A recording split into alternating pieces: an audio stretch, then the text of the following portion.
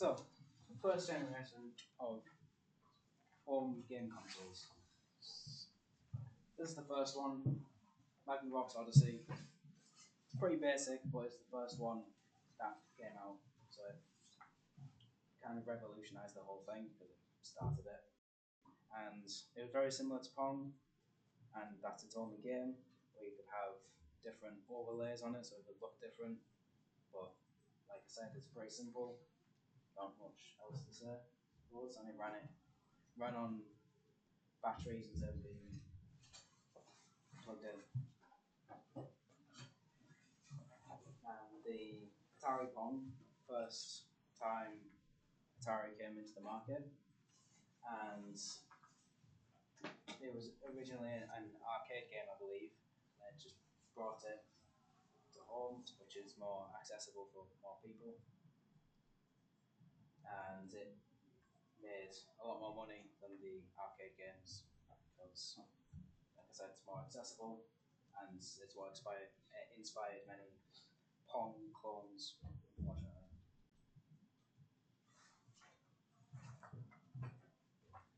So, for the second generation game consoles, this generation will cover consoles of the second gen that were available from 1976 to 1992. Microprocessors were developed which improved overall performances on games and the consoles in general. And the graphics were improved to 3-bit, which shows the progression, and the resolution was around 160 to 192 pixels. And during 1983 to 1985, there was a video game crash, which led to a market saturation. So the sales of all consoles decreased.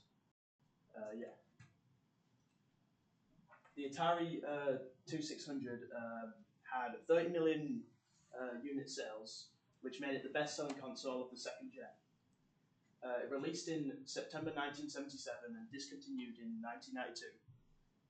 It had better games, more colourful graphics, and sharper sound than original systems. And it had interchangeable cartridges. And it was an affordable console at the time compared to the other ones on this generation. And it was the best-selling game of the console was Pac-Man. For the Intellivision, it had 5 million unit sales, which made it the second best-selling console of the second gen. It released in 1979 and discontinued in 1990. And it was the first 16-bit game console to release. And it was the first to have a built-in pause feature, which was on the controller. And the best-selling game on this was the Astro Smash. The Magnavox Odyssey 2 sold 2 million units, which made it the third best-selling console of the second gen. And it released in 1978 and discontinued in 1984. It was powered by the 848, which was one of the first microcontrollers developed by Intel, which further shows the progression, the improvement in quality compared to the older consoles. Most games were copycats of arcade titles for the Atari. One game led to lawsuits from Atari due to its similarities to Pac-Man that were made for this console. On to the third generation of consoles. We have the Nintendo Entertainment System, or the NES. It single-handedly revived the game industry after the video game crash, after all the clones and whatnot. And it also has quite a lot of third-party service, so it's quite useful. And it was mainly platformers, RPGs, and adventures, so quite a diverse array of games, and is one of the best-selling consoles of all time with nearly 62 million units. Onto the Sega Master System. Used accessories like a small gun and 3D glasses for specific games. And while it did try to compete with Nintendo and did have better hardware, its library was a lot smaller, which harmed its success quite a bit. And the Atari 7800 and it ran all of the Atari 2600 game cartridges, and its graphics were similar to other arcade games that already existed. And yeah, there's not much else to say. Backwards compatibility was its main thing, I guess. The TurboGrafx X16, which is a mouthful of title, it was called PC Engine in Japan, which is what I'm going to call it, that's way easy to say. It was the first to have a CD add-on, I believe, and it was delayed. Its release was delayed in internationally.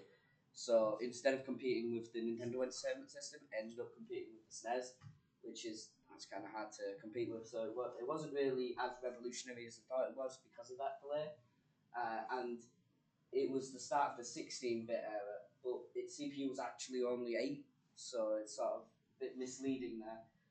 And because it had to rival the SNES and the Sega Mega Drive, it failed. Failed everywhere except from in Japan. In Japan, it was the second best selling. The Sega Mega Drive released next in 1988. It was called the Sega Genesis in North America. The SNES was its biggest competitor, but it actually did fail. Its domestic market in Japan, it was the third best selling, yeah. So not up there. Violent games like Mortal Kombat led Sega to create the video game rating console, which was the predecessor to the entertainment software rating board, which is what we use now. Its best-selling games are down there, and some pretty good games. The SNES, iconic best-selling of the generation by quite far, unless you include handhelds, then it's the Game Boy. I'm pretty sure with double. It was called the Super Famicom in Japan and the Super Comboy in South Korea. It was the latest addition to the generation, which is even more surprising that it was the best-seller. It only had 3 games at launch, and a canned add-on was what became the PlayStation later on. So, and they are now the best-selling, so it's a bit of a slip up there. Also, fun fact, I guess, very prone to turning yellow.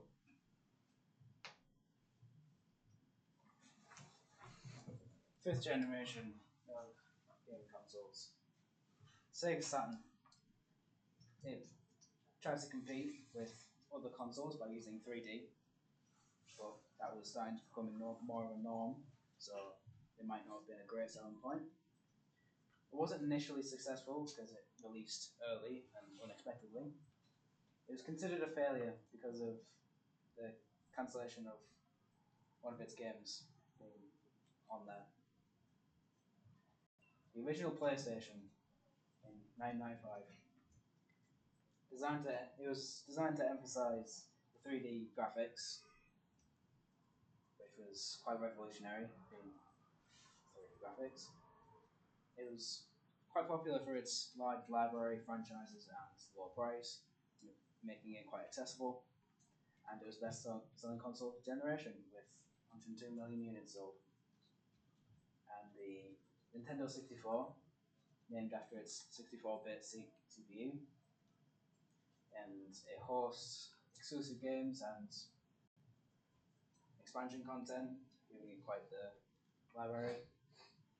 It sold less than the PlayStation, but it still did very well in the US. And for the 6th generation game consoles, it will cover consoles that were available from 1998 to 2013. This was also known as the 128-bit generation, which had full utilization of the internet to allow a fully online gaming experience. This was mostly between Xbox and PlayStation that had the online gaming in this generation. And also, this is where the rivalry began between Xbox and PlayStation, as they were the most best-selling consoles, and they're similar with high demand. The PlayStation 2 sold 160 million units, which is the best-selling console of the 6th gen and the world's best-selling console as of now. It was produced from the 2000 to 2013, and over 4,000 games were released for the PS2, which shows like a wide variety for people that are playing it. It had many connectivity options, and it was cross-compatible with all PS1 games, so any fans that previously owned the PlayStation were able to just easily move over and just play games that previously owned. And GTA San Andreas was the best-selling game for the PlayStation 2. The classic Xbox sold 24 million units, which made it the second best-selling console of the 6th gen. And this was produced from the 2001 to 2009. Also, this console was the first to feature a built-in hard disk drive, so users could like download games online. And it was the first console to feature Dolby Interactive Content Encoding technology. It had 4 controller ports and an Ethernet port for online gaming, which shows like the progression as well and how it like revolutionized. And the best-selling game was Halo 2. And for the GameCube, it sold 21 million units, which made it the third best-selling console of the 6th gen. It was produced from 2001 to 2009. It was known for its high-quality games, and it was small and easy to transport. It supported online gaming like the other ones, and it also released in various colours. This was also the first Nintendo console to use optical discs instead of ROM cartridges. So, like the previous consoles, they also started doing that. Super Smash Bros. Melee was the best-selling game for the GameCube. And for 7th generation game consoles, the PlayStation 3 sold 87 million units, which made it the second best-selling. It was the first console to include a HDMI port, which gave it HD quality, which was revolutionary and shows like the component in it is like powerful enough to do so. It was controllable from a handheld, which will be shown in a minute. And the Xbox 360 sold 84 million units, just a little bit below the PlayStation 3, which made it the third best-selling of the 7th generation. Kinect Adventures was the best-selling game for it, and it had wireless controllers, expanded hard drive storage, and disc games. The Red Ring of Death gave the Xbox a bad look, so it kind of ruined the reputation for future consoles released by Microsoft, and was affecting sales. The Wii sold 101 million units, which made it the best-selling console of the 7th gen. Wii Sports was the best-selling game on the Wii, and it was the smallest home gaming console created from commercial sale to date, which also allows portability of the console. It was aimed to appeal at a wider audience and supported online distribution of games, which basically meant that you could like download games from the console.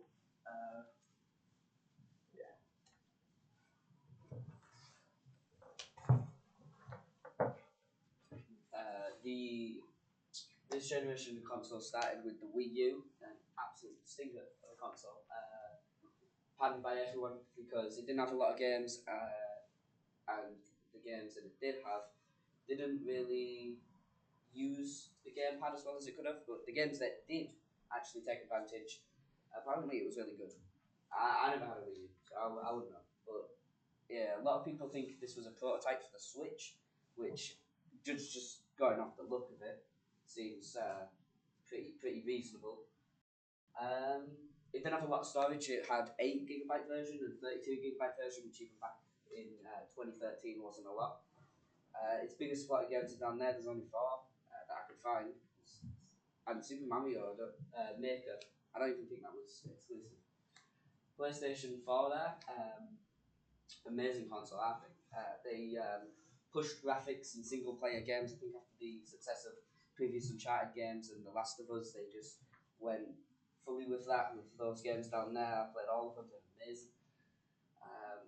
It also had a VR headset, the first console to have that. If you don't count Virtual Boy, which you shouldn't. It ran at 1080p consistently, which the Xbox didn't. I mean, the Xbox said it could run 1080p, it could. It wasn't supported all that. It did not have backwards compatibility as well. The Xbox One, released in 2014, one of its biggest sales features was the Kinect, which was always on, had voice activation, and you could Skype on the Xbox One. It had a large list of backwards compatibility, and this is where Game Pass was introduced, which is amazing for a consumer, but for developers, it's not the best because you see recently with studios like Arcane and the developers of Hi-Fi Rush, those are both studios that did pretty well, but Hi-Fi Rush, because it was released on Game Pass, didn't meet sales expectations and they got shut down by Xbox, which is a bit of a shame. The PSVR, I've included it separately because it's all of those games, except for Resident Evil, are all exclusives. And it used light tracking, which wasn't the best because, say, you had like one of the motion controllers behind your back, you couldn't really track it, so you couldn't really turn around or do anything like that. You couldn't move. You had to be stationary and use the buttons on the controllers to turn, which made it a lot less immersive than other VRs that are around. And with the PSVR 2, they actually went back on that decision. They're using cameras. I think they use cameras that shoot outwards, yeah. And you could use the regular DualShock in games because it had a light on it. It was very impressive and cost effective at the time. The Nintendo Switch, it's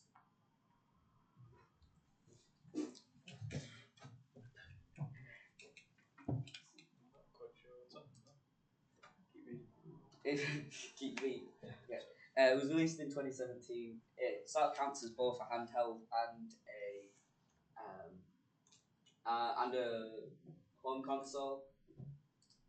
There you go. It had a very big stick drift problem. You could send it in to get them fixed. It was such a big issue that Nintendo had to sort it out themselves. It had voice chat through an app on your phone, and the Nintendo has yet to release its successor because it released in 2017, which was a whole 4 years into the generation. Nintendo Labo as well.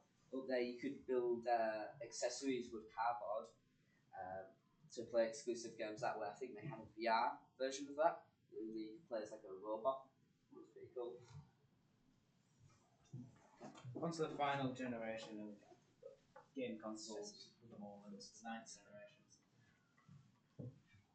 PlayStation 5 had quite a rough launch because they were really difficult to get because of COVID and manufacturing problems, and it used some controller features like haptic feedback and adaptive triggers, but unfortunately it didn't really get used all that much. And the Xbox Series S and X was also released at roughly the same time, and it also let you use the mouse and keyboard, which appealed to more people, and it also had Game Pass, so that obviously boosts its sales potentially. And not much else to say because they're currently ongoing.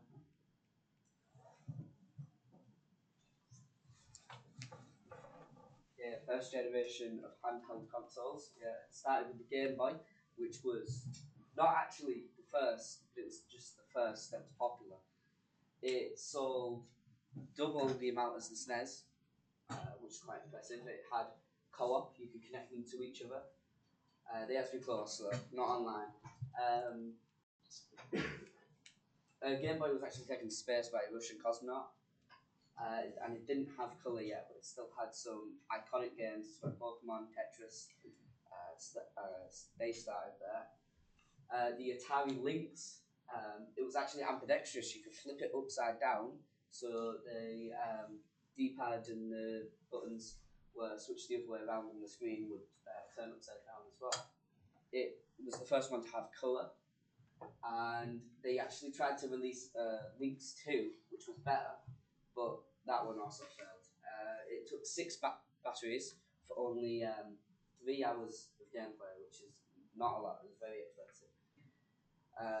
You could have up to 18 connected to each other to play couch online, like sort of like a LAN multiplayer. The best-selling games are down there, and the Game Gear was the last one. It was the second best-selling, and it was compatible with the Sega Master System, which meant it didn't have many exclusives. It just had Sega Master System games on it. It also took 6 AA batteries, but for a little bit longer. It was very powerful, the most powerful of its generation, but it was very expensive. Second handheld generation, Virtual Boy, absolute flop. It was unfinished because they were focused on the Nintendo 64 at the time, and it had red monochrome visuals, which was quite unpleasant on the eyes, and it was seen as a commercial failure because it was the lowest selling console of Nintendo as a whole. And Game Boy Color, made by Nintendo again, and same as the original Game Boy but with color, and it was obviously an upgrade because of it, and combined they sold 118 million units, making it quite popular.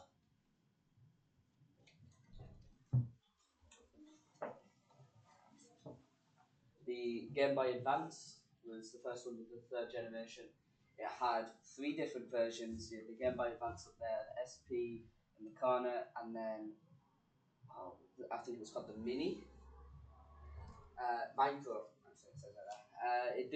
The Micro didn't support backwards compatibility, only the exclusive games. Its graphics were comparable to the SNES, which is quite advanced, and it could link to the GameCube. I think so you could have a second controller. The biggest Game Boy Advance games are down there. It was just generally a better version of the Game Boy Color. The Nokia N-Gage, it was a flop, complete flop.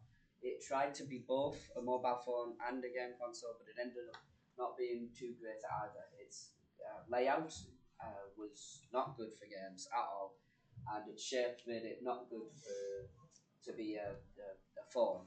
It was called the Taco phone. It outsold 101 by the Game Boy. It did have SMS messaging, and it had the N-Gage Arena, which was sort of like a forum for Nokia N-Gage users. So it was just not good, and it didn't even have many games.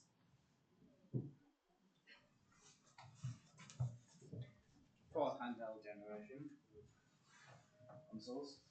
The Nintendo DS had 2 screens, and the bottom one was touchscreen, which was useful, and it was the best-selling Nintendo system and best-selling console of all time, with 154 million units.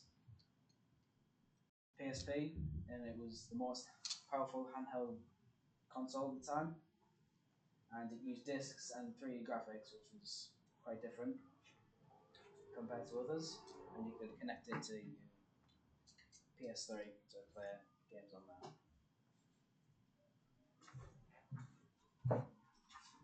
And for the 5th generation handheld consoles, there was the PS Vita, which released in 2011 and sold 4 million units, which made it the second best-selling of the generation. It had remote play for the PS4, which was revolutionary. So basically, you could just get on the handheld and control on your PlayStation and play games from it. Sony implemented an OLED touchscreen to the device, which resulted in a clear, high-quality screen, which improved gaming. And the Nintendo 2 and 3DS released in 2011, and in total sold 75 million units, which made it the best-selling of the 5th generation handheld. The 3DS can display 3D images without 3D glasses, which made it more immersive to play. It had backward compatibility from the previous console, allowing users to play all Nintendo games on the device. And it has a dual screen with touchscreen controls. And compared to the previous handheld generation, there is a clear difference in quality due to the OLED screen, and the 3D images, and improvements, especially within the screens. Yeah.